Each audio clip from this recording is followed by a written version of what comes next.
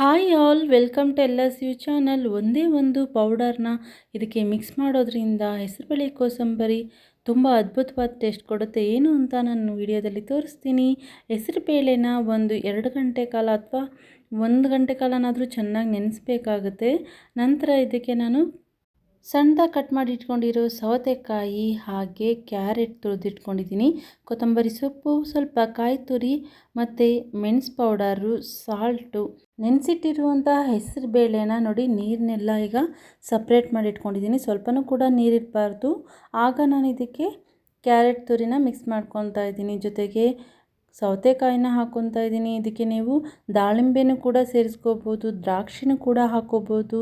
ಎಲ್ಲ ತುಂಬ ಚೆನ್ನಾಗಿರುತ್ತೆ ನೋಡಿ.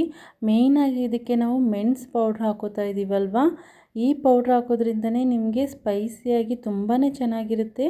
ಬೇಕಂದರೆ ಹಸಿಮೆಣ್ಸಿನ್ಕಾಯಿನ ಒಂದು ಅರ್ಧದಷ್ಟನ್ನು ಕೂಡ ಹಾಕ್ಕೋಬೋದು. ಸ್ವಲ್ಪ ಸಾಲ್ಟು ಹಾಗೆ ಕಾಯಿ ತುರಿ ಹಾಕ್ಕೋತಾ ಇದ್ದೀನಿ.